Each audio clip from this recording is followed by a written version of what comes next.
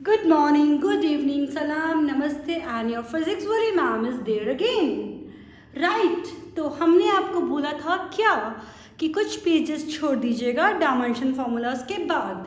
ठीक है, तो हम उस कॉन्सेप्ट पर दोबारा आएंगे. उससे पहले कुछ वर्ड जो मैं बार बार बोलती जा रही थी लेकिन मैंने उसको डिफाइन नहीं किया था क्योंकि मैं आपको जल्दी से बोर नहीं करना चाहती थी. राइट, तो वो चीज़ आ गई है, पक्का आज भी बोर नहीं करूँगी. The word is physical quantities. What is physical quantity? Right? A physical quantity is something which can be measured. Any quantity which can be measured in numbers, which can be measured, जिसके लिए हम कोई number define कर सकते हैं. ठीक है, जिसके लिए हम कोई नंबर डिफाइन कर सकते हैं उसको हम कहते हैं physical quantity. Right, for example क्या कहेंगे आप? Length, speed. पापा बहुत तेज गाड़ी चला रहे थे 120 किलोमीटर पर आवर की स्पीड से. अरे कितनी जोर से मुझे चांटा लगा, 200 न्यूटन फोर्स लगा दिया. कितनी है ना. These quantities are called physical quantities. Okay, अब आप बोलोगे मैम ऐसे तो सारी चीज़ें मेजर की जा सकती हैं. कैसे कि मेजर की जा सकती हैं? अब पापा ने आपको बोला कि आज तो मोबाइल फ़ोन बिल्कुल यूज़ ही नहीं करोगे आप. आपको कितना दिल में दर्द हुआ, कितनी टेंशन हुई. क्या ये आप नंबर्स में मेज़र कर सकते हो? कोई स्केल है ऐसा? नहीं है. ठीक है, मम्मी पापा ने बोला आपकी बात ट्रिप पर तो हम गोवा जा रहे हैं. ओह माय गॉड, कितनी खुशी हुई. क्या ये आप मेज़र कर सकते हो नंबर्स में कि 20 यूनिट्स खुशी हुई, 40 यूनिट्स? नहीं है ना, नहीं है ना. तो it is not a physical quantity. Got it? तो any quantity which can be measured is called a physical quantity. Simplest definition जो हम इसको कह सकते हैं, बड़ी बड़ी डेफिनेशंस कितनी भी कह दो. तो अब हमारे पास आता है व्हाट आर फंडामेंटल. अच्छा sorry, there are two type of physical quantities, fundamental and derived. Fundamental and derived. Okay, समझ में आ रही है मेरी बात? फंडामेंटल, पहले तो इसकी बोरिंग वाली डेफिनेशन सुन लो, फिर इंटरेस्टिंग वाली डिस्क्रिप्शन सुनेंगे. The quantities which are independent of others, जो किसी और पे डिपेंड नहीं कर रही, वो क्वांटिटीज क्या क्या कहलाएंगी हमारे पास? Fundamental physical quantities. P Q मतलब फिजिकल क्वांटिटी. फॉर एग्जाम्पल, या जैसे कि हमारे पास हो गया मास, लेंथ, टाइम. बताई थी ना हमने ऐसे सिस्टम में, मास, लेंथ, टाइम, टेम्परेचर, वो सारी की सारी क्या थी? फंडामेंटल क्वांटिटीज, जिनको किसी और की टर्म्स में हम एक्सप्रेस नहीं कर सकते, बल्कि और other physical quantities are represented in terms of fundamental physical quantity. For example अगर आपको लेमन वाटर बनाना है, राइट? लेमन वाटर बनाना, आपको चाहिए लेमन, आपको चाहिए वाटर, आपको चाहिए शुगर, आपको चाहिए सॉल्ट. तो ये चारों चीज़ें क्या हो गई हमारे पास? फंडामेंटल क्वांटिटीज तो नहीं हो गई, मतलब यू कैन अंडरस्टैंड, ये फंडामेंटल चीज़ें हो गई हमारे पास. ठीक है, क्या हो गया फंडामेंटल थिंग्स हमारे पास? वाटर, शुगर, है ना. इसको डिराइव्ड सोर्स नहीं है, फंडामेंटल हो गए. And derived physical quantities which are expressed in terms of others. ठीक है, actually these are represented in terms of fundamental quantities. The physical quantities which are expressed in terms of fundamental quantities are called क्या? Derived quantities. ठीक है, तो lemon water क्या हो गया? एक derived thing. वाटर क्या हो गया? एक फंडामेंटल थिंग. फॉर एग्जाम्पल, अब जैसे डिस्टेंस है तो वो तो हमारे पास लेंथ है, ठीक है, लेकिन अगर आपको स्पीड को मेजर करना है तो स्पीड को आप क्या करेंगे? स्पीड क्या होती है? Distance upon time. तो क्या ये फंडामेंटल क्वांटिटी है? नहीं, because it is written in terms of distance and time. ठीक है, डेंसिटी क्या है? Mass upon volume.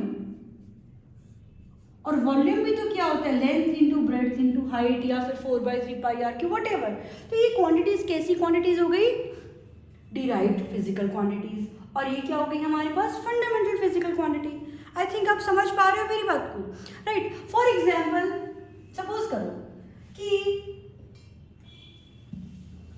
आप में से कोई सोचता है कि मैं ABC है ना, मैं इसको नए तरीके से डिस्कवर करना चाहता हूँ। ये क्या है यार, एक वर्ड है जैसे कट है ना, हट, बट, अट, अट बहुत बार यूज आता है, अट, अट को मैं एक नया सिंबल दे देता हूँ। फॉर एग्जाम्पल, कितना अच्छा सिंबल है, सोचो तो सही, ये नया सिंबल दे देता हूँ मैं। But is it necessary? Because it can be represented in terms of UNT already.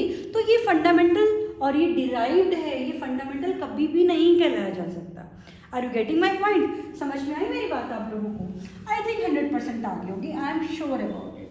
तो डेफिनेशंस तो आपने लिख ली होंगी, राइट? नोट्स आपको साथ साथ बनाने हैं, साथ साथ देख देख कर वीडियो से, बट आपको मीनिंग भी आई थिंक समझ में आ गया होगा। अब हम किस बात पे आते हैं, ये जो डायमेंशन फॉर्मूले हमने पढ़े थे, इनका कोई फ़ायदा भी है? Is it of any use? Are these formulas are of any use? Yes, ठीक है। तो हम पढ़ेंगे एप्लीकेशंस ऑफ डायमेंशनल एनालिसिस।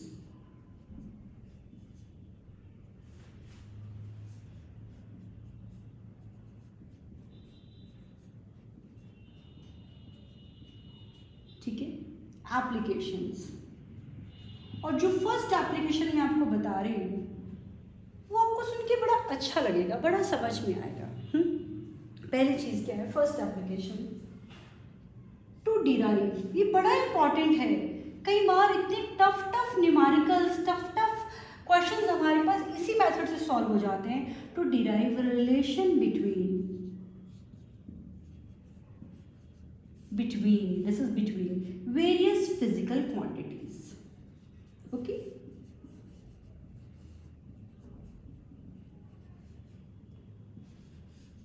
शाबाश।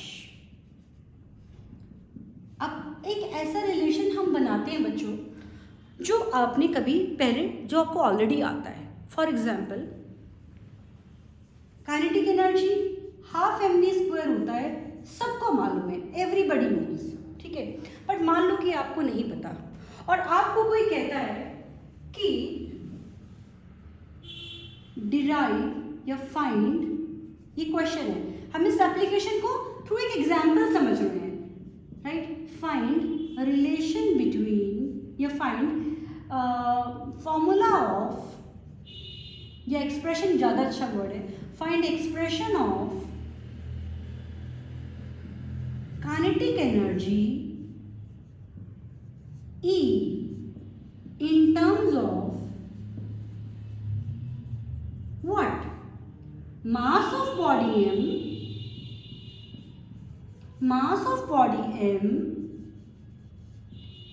speed of body v,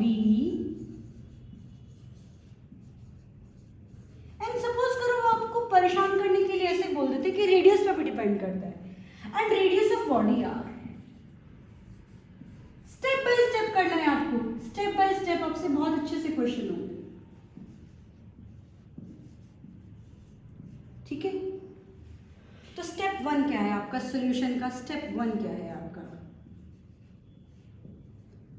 आप लिखेंगे E इज इक्वल टू या proportional to mass, speed and radius था ना, पर you don't know the powers. Powers क्या है आपको नहीं मालूम। मान लीजिए x, y, z। अब स्टेप 2 क्या है हमारा? इस प्रोपोर्शनलिटी को मैं k से रिप्लेस कर देती हूँ, प्रोपोर्शनलिटी कांस्टेंट डाल देती हूँ, और k is a constant with no dimensions. आप नोट करेंगे नोटबुक के अंदर, तो क्या लिखेंगे? k is a constant with no dimension, k is a dimensionless constant। देखते हैं कितने बच्चों को याद है। Tell me any dimensionless quantities, 3 dimensionless quantities। Yes, सोचो सोचो। Angle, yes। Solid angle, yes। Strain, yes। एक और बताया था, Reynolds number, right। आ जाओ, ठीक है, आ जाओ फिर। तो अब हमारे पास स्टेप 3 हो गया। अब स्टेप 3 क्या है? Take dimensions on both sides। अब देखो, अब ये आपसे क्वेश्चन तभी सॉल्व हो पाएगा अगर आपने डायमेंशंस फॉर्मूले पहले लर्न कर रखे हैं, और अगर लर्न नहीं करे तो वीडियो स्टॉप करो, लर्न करो, है ना। नहीं तो फिर आपको ये सब कुछ बर्डन लगने लगेगा। अपनी मम्मा को सुनाओ, देखो मम्मा मैंने कितने सारे फॉर्मूले लर्न किए हैं, पहले मम्मा को आप सुना दो, फिर मम्मा से आप सुन लो, याद हो जाएंगे। शाबाश, मम्मी भी खुश। एनर्जी का डायमेंशन फॉर्मूला ml2T-2। जैसे मुझे याद है आपको भी हर समय सोते जागते रोते धोते हर समय याद होना चाहिए। K का कोई डायमेंशन नहीं होता। Mass is m, power x, velocity speed yes LT-1। जिनको याद है उनको तो बड़े मजे आ रहे होंगे। LT-1 रेडियस मीटर में होती है तो L, करेक्ट। क्या बन गया ये m। अब इनको पावर्स को एग्जैक्टली कंबाइन करिए। x, l की पावर क्या है y, और यहाँ z, तो पावर्स जब ऐड हो जाएंगी ly lz को हम लिखेंगे, और t minus y। This was our step number 3। Now what I have to do, compare dimensions on both the sides. दोनों साइड्स की डायमेंशंस को आप कंपेयर करिए। See x is equal to 1, x is equal to 1, जो मिल जाए उसको block कर लीजिएगा, ठीक है। y प्लस जेड इज 2, ये ऐसी गलती से आया बच्चा, ये पता नहीं, हाँ अच्छा वेद तो अभी क्या था। y plus Z is 2, right, minus y is minus 2, तो y इज 2। लो भाई y भी निकल गया, जो निकलता जाए ब्लॉक बना लें। y इज 2 तो z is, yes z will be 0। जिसने आपको बुद्धू बनाया था आपको पता चल गया r की पावर z था ना, z तो 0 है, मतलब r पे तो डिपेंड नहीं करता। Now we have to put all these values in step 2। कौन से पुट करेंगे, step 2। Put values of x, y and z in step 2। Step 2 में, स्टेप ये हमारा लास्ट स्टेप है, this is the final step. Step 4 क्या है, put all the values, put values of what, x, y, z in step 2। Put करेंगे, बताओ जी क्या आया। E is equal to k n की पावर 1, v की पावर 2, r की पावर 0, यानी E is equal to k mv square. दिखाई दे रहा है बेटा बोर्ड आप लोगों को, can you see the board. E is equal to kmv square. बस इतनी सी प्रॉब्लम है, k की वैल्यू हम डायमेंशन फॉर्मूला से निकाल ही नहीं सकते, डायमेंशन एनालिसिस से निकाल ही नहीं सकते, क्योंकि k की तो कोई डायमेंशन ही नहीं है, ये हम नहीं निकाल सकते। अदरवाइज हमें एक रफ आइडिया लग गया कि फॉर्मूला क्या हो सकता है, ठीक है, गॉट इट। अब ये फॉर्मूला सही है या गलत नहीं पता, बट अगर होगा तो इसी फॉर्म का होगा, ठीक है, समझ में आ रही है मेरी बात आपको। तो E is equal to kmv square की वैल्यू हम नहीं निकाल सकते। We will do one more example for you, okay, right. I am doing one more example for you, right. उससे पहले मैं आपको एक डायमेंशन फॉर्मूला सिखा दूं, आपको अच्छा लगेगा। ईटा, रीटा नहीं है, no Rita, it is only eta.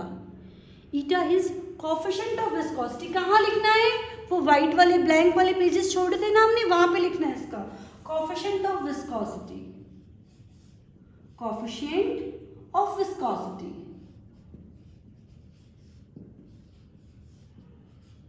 Okay.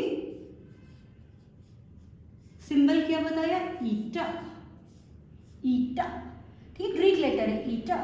और ये क्या बताता है, ये क्या बताता है कि कोई जो फ्लूइड बह रहा है ना, उसमें कितना रेजिस्टिव फोर्स है, मतलब अगर उसे हमने सरफेस पर डाल दिया तो कितनी जल्दी वो रेस्ट पर आ जाएगा, ठीक है। विस्कोसिटी, एक और एग्जांपल दो, देखो जो फ्लूइड बह रहा होता है, फ्लो कर रहा होता है, थोड़ी देर बाद वो रुक जाता है, एंड जो फिनोमिना वहाँ पे लगता है दैट इज लिक्विड फ्रिक्शन, जिसको हम विस्कस फोर्स बोलते हैं। फ्रिक्शन फोर्स की जगह क्या बोलते हैं, लिक्विड फ्रिक्शन जो है हमारे पास विस्कस फोर्स, कोई भी बहता हुआ लिक्विड अगर रुक जाता है that is because of viscous force. ठीक है, अब देखो सपोज करो आपने एक शुगर लिया, सॉरी ग्लास में दूध लिया और उसमें शुगर डाला और चम्मच से उसको you are revolving it, you are mixing the sugar in the milk, then what will happen after some time milk will stop rotating. Why it will stop rotating? Because of which force? That force is viscous force. Which force is that? Viscous force. Viscous force. कोई भी fluid के motion को रोकने वाला force कौन सा होता है? Viscous force, right? इसका फायदा भी है, इसका नुकसान भी है। फायदा क्या है कि गिर गया आपसे पानी का ग्लास, अगर विस्कस फोर्स नहीं होता तो पानी बहता ही रहता, आगे जाता ही रहता और मम्मी से जो डांट पड़ती वो अलग। ठीक है, तो इसका फ़ायदा हो गया है ना। और कोई फ़ायदा बताऊँ? यस, सपोज़ करो आपने कोल्ड कॉफ़ी बनाई, राइट? आपने किस में वो मिक्सर में डाला, दूध डाला, कॉफ़ी डाली, शुगर डाली, पी गए। ओह, पहले मिक्सर को चलाया, गोल घुमाया, अब गोल घुमाया, ऊपर लिड को ओपन किया, वो जो रिवॉल्व कर रहा था रुकेगा कि नहीं रुकेगा? अगर नहीं रुकेगा तो फिर क्या करोगे? क्या पी पाओगे? और पी पाओगे तो फिर अंदर भी पेट में गोल गोल गोल गोल गोल गोल। तो किसने रोका? विस्कस फोर्स ने रोका। समझ में आई मेरी बात? इसके नुकसान भी हो सकते हैं, यस हो सकते हैं, बाद में डिस्कस करेंगे, आगे चलते हैं। चलो मैं एक नुकसान बता देती हूँ आपको, बता देती हूँ, आई कैन टेल यू। अब आप सोचते रह जाओगे, नहीं तो और गूगल पे सर्च करोगे। सपोज करो कि आपने एक पाइप ली, ठीक है, ये आपके घर में एक टैप है, यहाँ पर आपने बकेट रख दी, ठीक है, राइट, और आपने एक पाइप लगाई छोटी सी, वैसी एक और पाइप आपने दोबारा लगाई, दोबारा पर लंबी, सेम, बिल्कुल उसी कंपनी की, सब कुछ सेम, और ये आपने बहुत दूर रख दी और बकेट में भरने के लिए पानी। ड्राइंग मत देखना आप मेरी, समझ जाना, भावनाओं को समझना, फीलिंग्स को समझना। ये बकेट अगर 40 सेकेंड्स में भरती है तो ये मोर देन 40 सेकेंड में भरेगी। जब पानी आना यहाँ स्टार्ट हो जाएगा ना, गिरना स्टार्ट हो जाएगा, उसके बाद 40 सेकेंड से ज़्यादा टाइम लगेगा। ये नहीं यहाँ से यहाँ आने के पानी का टाइम काउंट नहीं कर रही मैं, उसके पानी के गिरने के बाद फिर 40 सेकेंड से ज़्यादा टाइम लगेगा। क्यों? क्योंकि पानी चलते चलते थक गया है, स्लो हो गया है, उसकी एनर्जी विस्कस फोर्सेस में खर्च हो गई है, यहाँ आते आते पानी स्लो हो जाएगा। समझे आप मेरी बात? ओके, तो कोएफिशिएंट ऑफ विस्कोसिटी का जो डायमेंशन फॉर्मूला आप लर्न करिएगा, ml-1 t-1, सीधे डायमेंशन फॉर्मूला लर्न करना है, ml-1 t-1, ml-1 t-1, ml-1 t-1। किसी भी गाने की ट्यून में आप इसको याद कर लें, that is up to you. तो हम एक न्यूमेरिकल जो कर रहे हैं, I am coming to the numerical viscous force. See, this is example number 2. Viscous force acting on a body. Viscous force acting on a body. F depends upon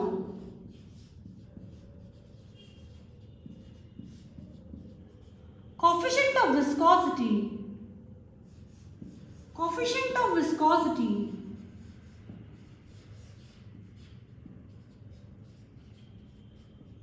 eta,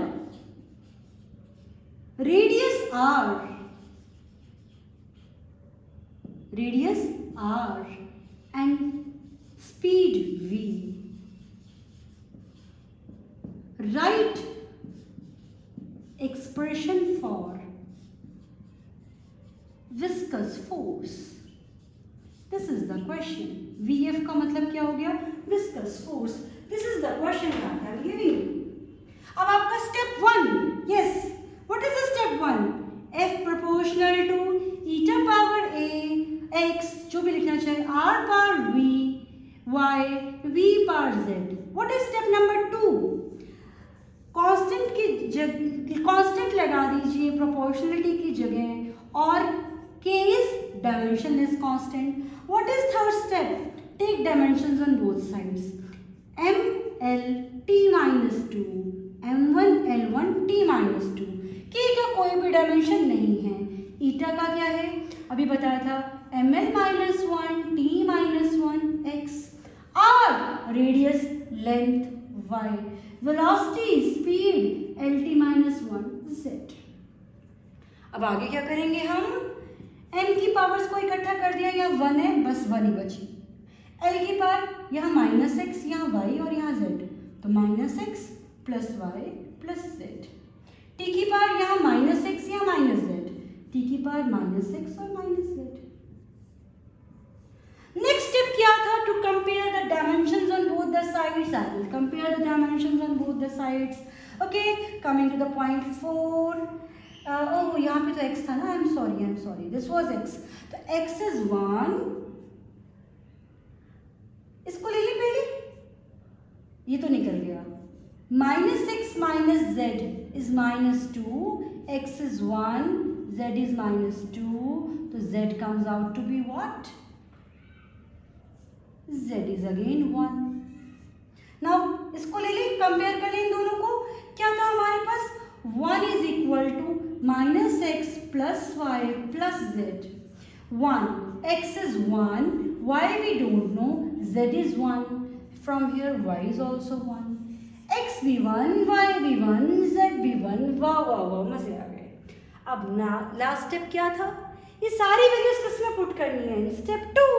तो step 2 में put करेंगे तो f क्या आ जाएगा? k eta power 1, r power 1, v power 1, f is equal to k eta r v।